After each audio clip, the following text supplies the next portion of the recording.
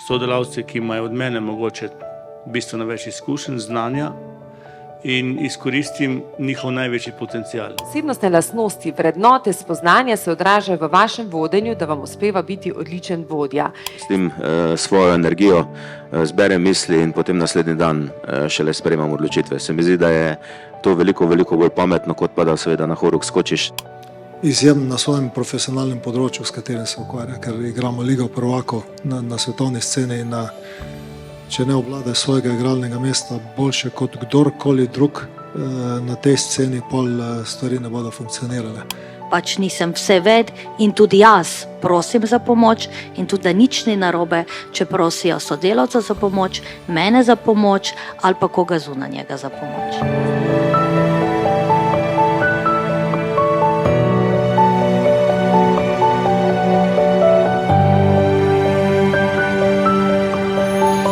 Imam dobro zasedbo. Naj vam povem. To pomeni, začnemo z ministrom.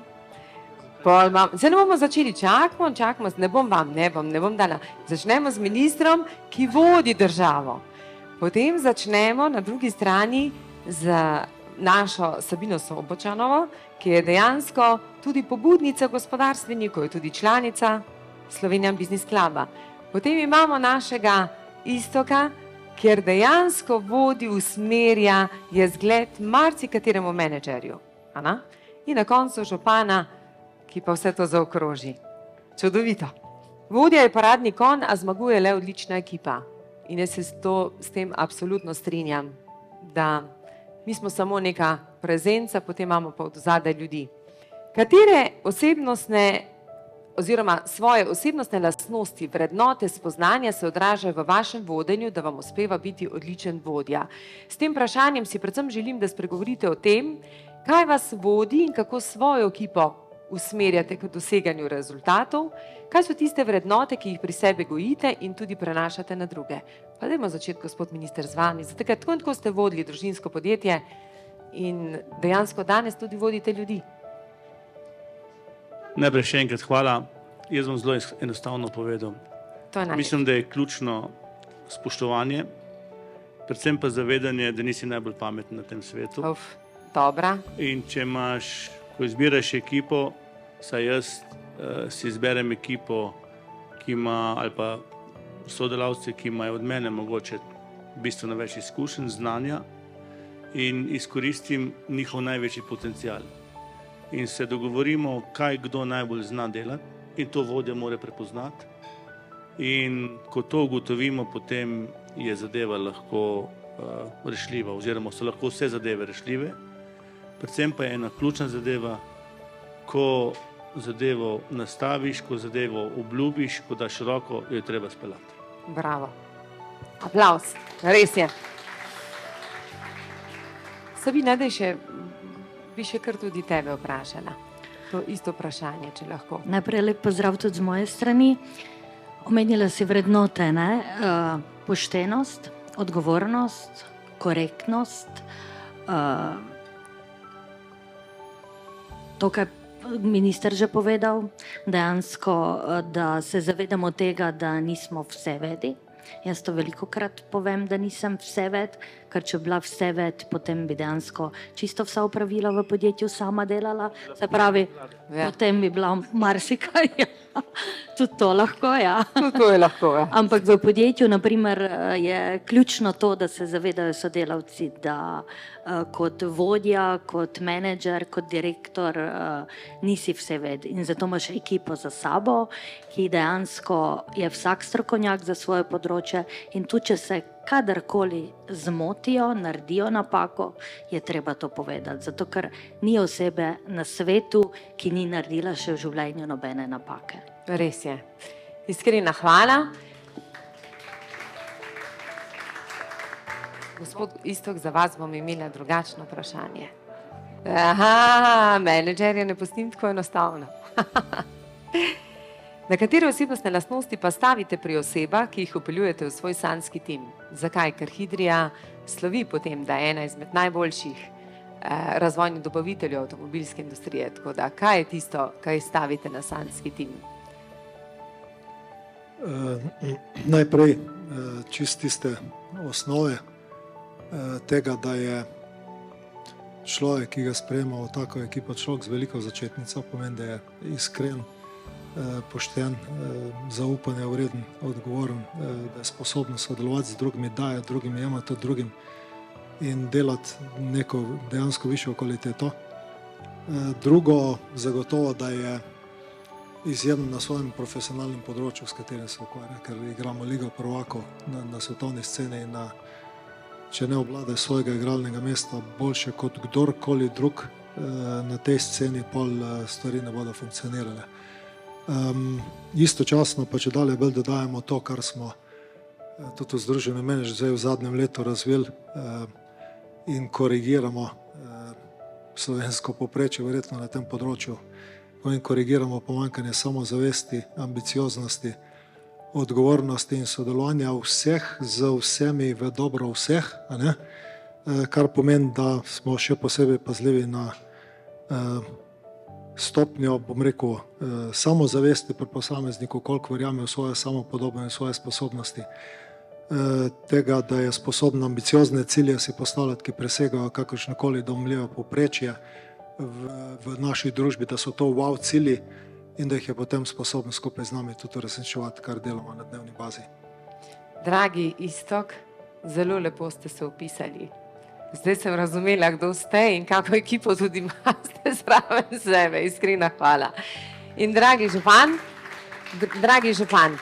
župani pač imate tako, da ko ste župani, imate določeno ekipo, ampak vi pač to ekipo morate videti kot sanjsko ekipo.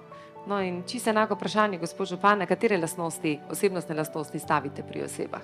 Da imate svoj sanjski oziroma tim, sanjski tim. Ja, jaz mislim, da je zelo pomembno spoštovanje, zaupanje in pa pripadnost. To so neke vrednote, bom rekel, v katere tudi jaz osebno verjamem in seveda na drug način pričakuješ tudi, da bodo ljudje, ki delajo v tvojem kolektivu, pravzaprav živeli te vrednote. Konec koncev spoštovanjem na nek način kreiraš odnose, z zaupanjem lahko ustvarjaš neko klimo, prideš lažje do nekih rezultatov in s pripadnostjo pravzaprav dosežeš to, da takrat, ko pride do nekih kriznih situacij ali pa do težkih izzivov, da takrat seveda lahko kot ekipa tudi primerno odreagiraš. To se mi zdi zelo pomembno in te vrednote sem na nek način doživel tudi v termoelektrarni Šoštanj, v kateri sem prej deloval. Naj tudi tu povem, da naš župan je bil direktor termoelektrarne Šoštanj. To glih ni zdaj neka Ja, dobro, marka ob tem, v teh časih, ampak hvala lepa. Dobro, direktor si bil, vodu si, hodili ste ljudi. Hočemo povedati, da tako v podjetju, kot tudi bom rekel, na občini so te vrednote za mene ključnega pomena. Je pa res, ko sem bil v gospodarstvu in ko sem prišel na občino kot podžupan takratnemu županu Bojanu Kontiču, jaz sem imel neizmerno veliko težav. Prve pol leta v glavnem nobena njegova odločitev ni bila logična, jasna. Šele potem, ko sem spoznal javni sistem, da konec koncev je tukaj pa zelo velika družbena odgovornost, stik z ljudmi, da kreiraš neke politike, ki zadovoljujejo ljudi. Ko si to spoznal, potem je pa vse skupaj bilo veliko, veliko lažje. In to je pa tista razlika, ki jo jaz osebno sem občutil tudi med gospodarstvom in pa med javnim sektorjem. Kaj naredite, ko prije izziv, ob katerem vam zastane dih? Pri vas je kar naprej, se veste, pri vam prije starka, pa pove, da tamle ni v redu cesta, pa prije en sosed, da tamle se preveč glasno sliši. Ob tovrstnih izzivih se vam običajno skrivajo največji potenciali za rast in uspeh. Kot vemo, vsi imamo zelo malo časa za primeren pristop izzivu in seveda potrebujemo sodelavce. Ampak res bi rada slišala, kako, ko pride do takega izziva, kako se vi lotite tega izziva, ker se veste, hodijo ljudje do vseh vaših sodelavcev. Kaj vi takrat naredite? Zdaj, če lahko kot ekipa, kot kolegi uprave poiščemo takoj rešitev, potem je to najlažji moment. Če prideš pa v situacijo, ko pravzaprav v nekem trenutku nimaš odgovorov, pa da je mogoče res neki izziv zelo, zelo problematičen, če sem zelo iskren, se to želimo. Se umirim, vzamem si čas, tekom tistega dne tudi kakšno športno aktivnost izvedem, da konec koncev sprostim svojo energijo, zberem misli in potem naslednji dan šele sprejemam odločitve. Se mi zdi, da je to veliko, veliko bolj pametno, kot pa da seveda na horuk skočiš na prvo žogo in potem na nek način čutiš posledice. Gospod župan, še eno podvprašanje. Ampak izzive vidite kot priložnosti za rast ali ne? Vsekakor, izzivi so, brez izzivov ni rasti. Aha, to pomeni tudi tako svoj sanjski tim stimulirate na to, da oni vidijo to kot neke priložnosti. Jaz mislim, da smo s svojim delovanjem tudi pokazali, tudi navzven, da konec koncev se ne bojimo izzivov. Tudi naša dolina, naša regija, ki je pred izjemnimi izzivi, konec koncev se teh izzivov ne bojimo, ampak smo šli se, lahko rečem, spopadati z njimi, tudi skupaj s pomočjo gospodarstva. Tudi tukaj se zahvaljujem podjetju Skaza, ki konec koncev ste z svojim prispevkom zelo pozitivno naravnani do trajnostni, do čistega okolja, do vseh tistih seveda momentov, za katere se tudi sami prizadevamo in samo kot skupnost lahko tudi potem rastemo. In vsak izziv, ki je pred nami, je sigurno izziv neke skupnosti in če smo vsi usmerjeni v isto smer, če podobno razmišljamo, potem konec koncev lahko skupaj rastemo. Iskrena hvala. Prosim, če bi dali mikrofon naši Sabini, jaz bi imela pa, to smo zdaj slišali, moški način. Kaj naredite, ko prije izziv, v katerem vam zastane dih? Ob tovrstnih izzivih se običajno skriva največji potenciali za rast in uspeh. Kot vemo, vsi imamo zelo malo časa za primeren pristop izzivu in seveda potrebujemo sodelavce. Zanima me, kako vidite izzive, ali jih jemljete kot priložnosti, ovire in kaj, ko padete, znate prositi za pomoč? Ker od nas se vedno pričakuje, da smo močni. To si zdaj lepo besedo uporabila, izzivi, ne? Ponavadi v našem podjetju, pa verjamem tudi, da v drugih podjetjih je tako, da so izzivi problemi, ne? Drugače poimenovani so problemi. In pri nas dejansko ogromno delamo na tem, ker ponavadi pridejo k meni z problemi, da najprej naredimo, obrnemo zgodbo in rečemo, da to niso problemi, to so izzivi in da je treba pogledati na stvar kot na izziv. Pri izzivih pa vemo, izzivi so pa ponavadi 99%, lahko rečemo 100% rešljivi. Ne? In pri nas, na primer, obrnemo na to. In ja, izzivi, v izzivih vidim priložnost in tudi sodelavce dejansko usmerjam v to smer, da problem obrnejo na izziv, potem pa izzivih morajo videti na priložnost. Si pa vprašala za pomoč, seveda, to sem pa že prej povedala, da pač nisem vse ved in tudi jaz prosim za pomoč in tudi sodelavci so navajeni oziroma so dejansko seznanjeni z tem, da nič ni narobe, če prosijo sodelavca za pomoč, mene za pomoč ali pa koga zunanjega za pomoč. Iskrena hvala, draga Sabina. Malo ste začudeni, kako vprašanja imate, ker vas nič ne sprašujemo o državi, o nekih številkah, pa gor dol, ampak je bolj tako osebna. Dragi Iztok, mi smo sodelovali enkrat na konferenci, naj vam povem, bilo mi je tako čudno, 4 močne menedžerje, jaz sem bila sama ženska, oni samo v številkah, jaz pa čistko čustveno naravnana in zdaj bom Iztoka izvala in ga bom vprašala, kako vidite povezovanje znotraj in zunaj organizacije, se spomniš, ko smo bila na dogodku? Ja, smo imela, Povezovanje je ključno ne le za rast podjetja, temveč tudi za širšo družbeno odgovornost. Ali menite, da lahko vsi skupaj prispevamo k boljši družbi?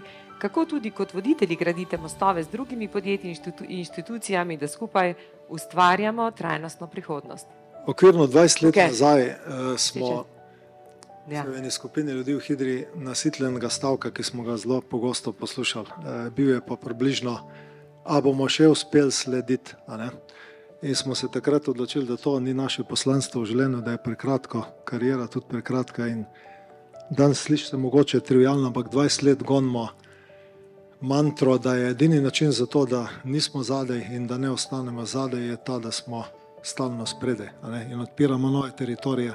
Gledamo leto 2040, sanjarimo o tem, kako bi moral izgledati boljši svet za vse in ga uresničujemo, ker to počnemo. Z ekstrapolacijo megatrendov se pa prizadevamo videti to prihodnost, ki še ni spisana jasnejš kot kdorkoli drug za to, da jo pa lahko ustvarjamo. Pri tem ne moramo nikoli to realizirati sami. Mimo grede, S tem razmišljanjem smo od leta 2005 prišli iz 100 milijonov evrov prodaje na blizu pol milijarde, zdaj pa ne zaradi številk, razmišljamo zdaj o milijardi, ampak zaradi tega, ker uresničujemo te sanje. Ne. Tega nikoli ne bi mogli narediti sami. Od samega začetka se gremo, naprimer, odprte inovacije, ker imamo pač 2000 odličnih ljudi na spisku, ampak nikoli ne bomo imeli najboljši svetovni kadrovski potencial direktno na našem spisku, jih pa zato angažiramo vse najboljše na svetu okrog naših projektov, tiste, ki so odlični v tem, kar počnemo. Povezujemo se seveda z univerzami, inštitucijami, gimnazijami, srednjo šolo. V našem razmišljanju leto 2040 najboljše ideje dobivamo iz vrtcev in iz risbic otrok 3, 4 ali pa 5 let starih, ki si zamišljajo zadeve, bom rekel, brez njihove obremenitih v glavah, ki se jih mi tudi predstavljati ne moramo in jih od tam jemljajo skupaj. In v končni fazi gradimo odgovorno kot Hidro tudi na partnerstvo gremo, Green Mobility, skupaj z ministrom in vlado tudi na področju slovenske avtomobilske industrije. In še domal nazaj domnevne konkurente spravljamo v izjemne strateške partnerje, ki skupaj obrnemo 6-7 milijard, zdaj trenutno pa je na 10% GDP-ja in lahko sami s takim sodelovanjem prispevamo k rasti Slovenije, če bomo prav prestopili 3-4% točke na GDP-ju in to tudi počnemo skupaj. Iskrena hvala. Evo, to je pa menedžerski odgovor in tudi srčen.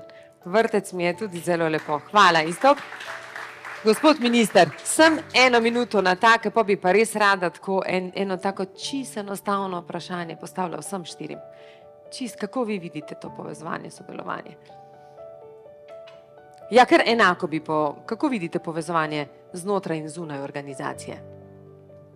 Mislim, jaz sem absolutno človek, ko mislim, da lahko samo sodelovanjem, pa če tudi spoštovanjem, preskočimo največje ovire.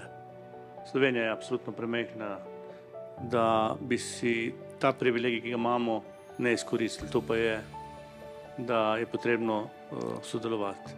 In mogoče samo na en izziv, ki sem ga jaz imel prvi dan, ko sem prišel na ministrstvo, sem rekel, moj izziv je, da se me bo Slovenija nazadnje po 4 letih spomnila, da mogoče Matjaž ni bil najslabši minister, mogoče tudi ni bil najboljši, je pa imel občutek za ljudi. In jaz sem takrat rekel, da z mojim pričetkom na ministrstvu se ni zadeva začela. Moji predhodniki so naredili ogromno dobrih zadev. Dobre zadeve je treba nadaljevati. Tisto, kar je slabše, moraš ti za svojo idejo, svojim izzivom spremeniti. Kar so naredili pa napake ne ostanejo v predalih. In to je moja vizija in tako bom deloval, dokler bom v politiki. Je v politiki drugače kot v gospodarstvu, težje, ampak jaz bom vztrajal, kljub temu, da vem, da je danes popularno biti populist, ne bom populist ravno zaradi tega, ker imam to domovino preveč rad. Iskrena hvala. Začnemo, Sabina, s tabo. Kratko, jasno, ker s tem tudi končamo, da smo še zanimivi, da še ostanejo tisti aha momenti. Sabina, če bi imeli čudežno paličico in postali voditeljica cele Slovenije, katere 3 usmeritve bi postavili za večje povezovanje, sodelovanje in gradnjo enosti Slovenije? 3. Mislim, da v minuti tega ne moreš povedati, ne? Ampak naj bo. Naj bo iz srca. Mogoče tako, da bi trebalo uvesti tudi v ministrstva, v javne institucije podjetnost. In to v takem smislu, da bi se mogli zavedati čisto vsi, ki so tam zaposleni, da kaj pomeni podjetnost. In to, da ko bi videli neko priložnost, da bi prevzeli pobudo in bi potem naredili vse, da bi to priložnost tudi izvedli. To definitivno. In tudi to, da bi se začeli res zavedati, da je gospodarstvo motor razvoja, ne, da polni državni proračun in da dejansko vse ostale zadeve, ki delajo v javnem sektorju, da dejansko morajo pomagati gospodarstvu. da ustvarjamo čim višjo dodano vrednost in da je dejansko, da se zavedamo vsi tega, da nažalost na globalnem trgu več ne tekmujemo med sabo podjetja, ampak tekmujejo med sabo države. Čudovito, iskrena hvala. Isto kratko, čudežno paličico, si voditelj Slovenije, 3 usmeritve. Glede na to, da si govoril o mantri, o vrtcu, vegan in tako naprej, da je eno Slovenije, 3 usmeritve. Si blizu mi po spiritualnosti. Uporabil bom odnos med vizijo pa njeno eksekucijo oziroma realizacijo. Eksekucija oziroma realizacija brez vizije je nočna mora. Ne? To dela Evropa zdaj približno zadnjih 20 let in posledično smo padli iz 35% svetovnega GDP-ja na trenutno 14% in padamo brez konca in žal smo v Sloveniji sestavni del problema, ne pa sestavni del rešitve, pa bili lahko in upam, da bomo. Vizija brez eksekucije je sanjarjenje ob belem dnevu, kar počnemo mogoče še bolj na veliko, zato mislim, da je predvsem potrebno zdaj, če se na slovensko raven obrnem, razdelati eno resno vizijo, resen pogled naprej, razumeti, kjer je tistih par ključnih panog, kjer že danes delamo daleč nadpovprečno dodano vrednost in bojo rastli v prihodnosti ogromno in imamo priložnost, da Slovenijo postavimo na svetovni zemljevid v teh segmentih in istočasno z ogromno multiplikacijo bistveno zvišamo dodano vrednost okoli teh ekosistemov, zgradimo celo zgodbo, naredimo družbeni konsens okrog tega, da bomo šli v smeri, kjer bo vsak od nas zraven, predvsem pa zgraditi okrog tega sprego vlade, države, znanosti, inštitucij, gospodarstva, vseh nas, vsi skupaj v isto smer v Sloveniji in 27 držav na mesto vsaka smer v Evropi v isto smer. Pojmo mogoče še šanso, če ne smo pa Dead Man Walking oziroma muzej na prostem. Zadnjič v Nemčiji se je veliko o tem govorilo, povedal kolegom iz BMW, ostalih pa podpredsedniki, oziroma pa ministri nemški. Pred 30 leti so bili vsi avtomobili v Šanghaju, ko sem prišel tja, nemški. Čez 3 leta bojo vsi avtomobili v Nemčiji električni, kitajski. Tsunami je gre, mi smo na plaži, se sončimo, toplo je še Evropa z vzhoda, je temno, 400-metrski tsunami gre, zelo je temno. Mi namesto, da bi začeli leteti, plezati, ker do 4000 bo nas vse odplaknilo v navezi, skupaj, ne v 27 smereh, pol nas bo umrlo in tako naprej, gledamo uno črno, mogoče bo bolj svetlo, pa se ne bo, pa uno pa tretjo se ni toliko hudo. Do trenutka, ki je tik pred nami, ko bomo tako rekli, se je tak ali tak prepozno je šlo mimo. Stvari so zelo resne in treba je zelo hitro teči. Skupaj vsi, eden z drugim, za vse. Iskrena hvala, hvala. Končali bomo potem z našim županom, ker je to tudi njegova občina, tako da bom potem povedal. Najprej gospod minister, vi ste že skoraj, vse veste, da ste na nek način. Minister je že čisto voditelj Slovenije. Kaj pa, če bi bili? Ali pa, ko boste? Ko boste? Pa deva tako. Ne. Je treba enostavno poslušati ljudi, takšne kot je direktor Hidrije, pa tudi takšne, ki so verjetno danes v dvorani, pa nimajo priložnosti na nek način govoriti. Pa ja, je treba včasih spreminjati smeri, če vidiš, da neka smer ni prava in ta moment se strinjam, Evropa ta moment ne gre v pravo smer, nasprotno. Jaz mislim, da smo naredili tukaj napak. Predvsem so naredili pa napake tisti, ki smo jih imeli pred kratkim za najbolj pametne. Pa niso.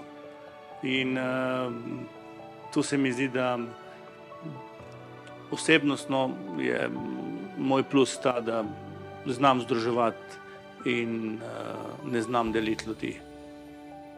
Tako da, kako pa postaneš voditelj, je pa jasno.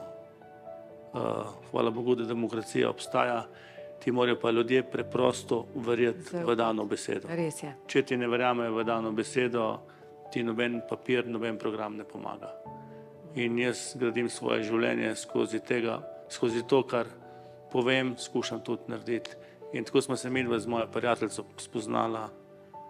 Jaz sem jo videl kot minister prvič, menadžerka leta, slikal sem se lahko prvi z njo, meni se je to zdaj nekaj zelo fajnega. Od tistega dneva me vabi na kosila in tako naprej, tako da upam, da imaš fanta moža tukaj. Ampak hočem reči, da smo neke male stvari tudi reševala, ker sem jo poslušal, kje se je naredila težava v državi. In to so mehne zgodbe, kjer ti počasi ljudje zaupajo. Ne moreš velike stvari spreminjati, lahko pa z majhnimi stvarmi priješ tudi do Delaš čudeže. čudež. Ja. Hvala, iskrena hvala. Iskrena hvala in še gospod župan. Ja, mislim, da so moji predhodniki to zelo strokovno in slikovito povedali, tako da jaz nimam želje biti predsednik vlade, upam, da nikoli ne bom. Zelo odkrito povedano, zato smo mogoče lahko tudi nekoliko bolj sanski. Ne? Če bi imel čarobno palico, bi predvsem večjo moč dal otrokom, ravno zaradi tega, kar je bilo tudi prej povedano. Otroci so pravzaprav nepokvarjeni, so zelo iskreni, veliko resnice povedo tisto, kar mislijo, in mislim, da tega nam v naši družbi še kako manjka, da bi vsi govorili iskreno, da bi vsi govorili to, kar mislimo, kar čutimo in kar potrebujemo, ne pa da seveda govorimo eno, delamo drugo, in to ni pravzaprav pravi način. Zato se mi predvsem zdi, da skrb za te odnose, za iskrenost, da več energije v to vložimo, tudi v izobraževalne institucije in vse ostalo, da seveda znamo poskrbeti za svoje okolje, da se zavedamo, da je pač eno okolje eno samo in da moramo to okolje pustiti našim zanamcem, takšnega, kot si seveda vsi skupaj želimo. In če sem pa mogoče malo zdaj političen, pa kar je politično bilo že velikokrat pri vsaki vladi povedanega, je ta birokracija nas pa res ubija. Ne? In ta razmejitev med javnim sektorjem, med gospodarstvom je zelo, zelo, bom rekel, široka, in jaz mislim, da tukaj bi mogli pa več sinergije poiskati. In če si kaj želim, tudi jaz osebno, je to, da bi se tudi ta javni sektor nekega dne malo očistil, da bi prišlo na površje tisto zdravo jedro in da bi seveda tisti ljudje, ki res iskreno, ki imajo nekaj domišljijo in pa ideje, prišli do izraza in da bi cel sistem potem tudi lažje funkcioniral. In tudi gospodarstvo bi seveda veliko, veliko lažje zadihalo. Jo, iskrena hvala. Zelo dobro, gospod župan, da sem vas spustila za na koncu. Tako da, iskrena hvala, še en aplavz mojim vsem govorcem. Čudoviti ste bili. Hvala, hvala. Hvala, gospod minister. Hvala, moja draga.